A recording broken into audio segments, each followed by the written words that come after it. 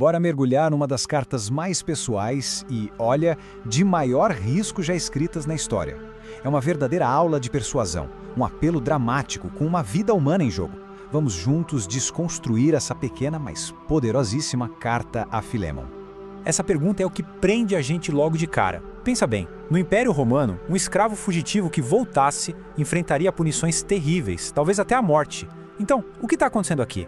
É esse o mistério que a gente vai explorar. Para a gente entender essa carta, primeiro a gente precisa conhecer os três personagens principais. O destino de cada um deles está totalmente entrelaçado nesse drama humano. Cada um tem um papel fundamental na história que está para acontecer. Ok, vamos lá. Quem são os jogadores aqui? Primeiro, a gente tem Paulo, o autor, escrevendo de uma cela de prisão. A carta é para Filémon, um líder da igreja e, ponto importantíssimo, um dono de escravos. E o pivô de tudo isso? Onésimo, o escravo de Filémon que fugiu e de algum jeito foi parar junto com Paulo na prisão. A dinâmica de poder aqui, como dá para imaginar, é completamente desigual.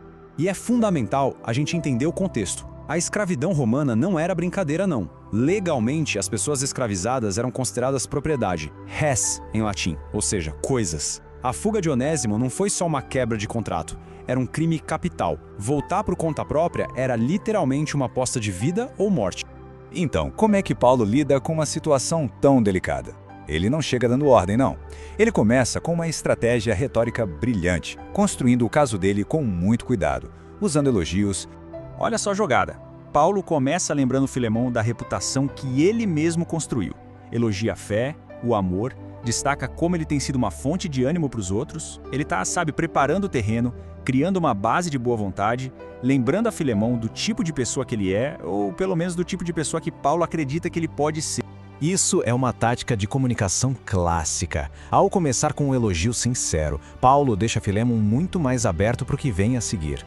Ele está preparando o campo para um pedido que em qualquer outra situação seria considerado chocante, totalmente inaceitável.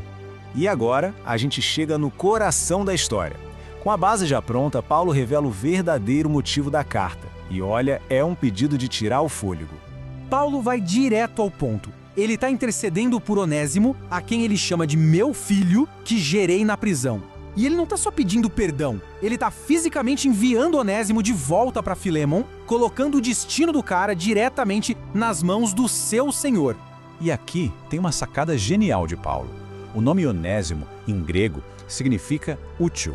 Ele faz um trocadilho, dizendo que Onésimo, que antes era inútil para Filémon como fugitivo, agora se tornou útil para os dois. É mais que uma piadinha inteligente, é um sinal da transformação profunda que aconteceu com aquele homem que está voltando. Se o pedido já era chocante, o que Paulo diz a seguir é revolucionário. Ele não está só pedindo perdão, ele está pedindo uma redefinição completa da relação entre eles. Ele está virando de cabeça para baixo não só a ordem social da época, mas a própria lógica de identidade e valor que sustentava tudo. O ponto central é essa mudança radical de status. Onésimo foi embora como um escravo, uma propriedade. Paulo exige que ele seja recebido não mais como uma propriedade, mas como família.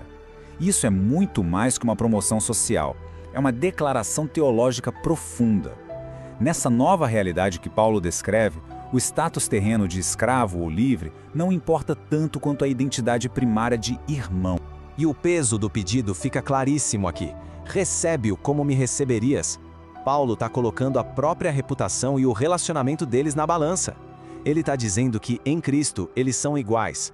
Tratar um escravo fugitivo com a mesma honra que o apóstolo Paulo, isso não era só impensável na cultura romana, era teologicamente revolucionário.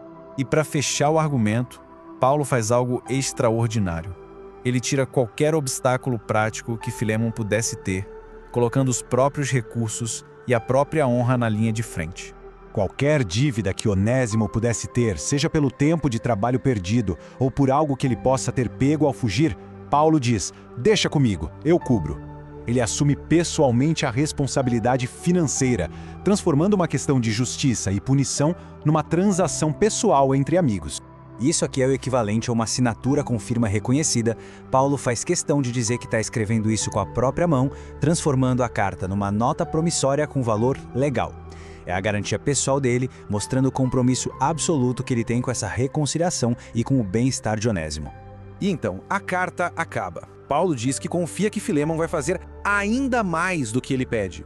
Mas a gente nunca fica sabendo o que aconteceu. A história não conta qual foi a decisão de Filemon. O final fica em aberto, forçando todo mundo que lê essa carta ao longo dos séculos a se perguntar: e eu? O que eu faria no lugar dele?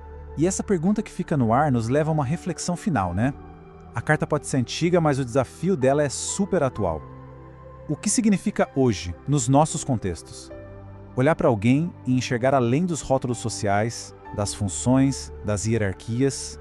O que significa tratar os outros não mais como escravos, não mais como um meio para um fim, mas como um irmão amado. Essa carta desafia a gente a repensar a base dos nossos relacionamentos. É uma questão que continua ecoando forte.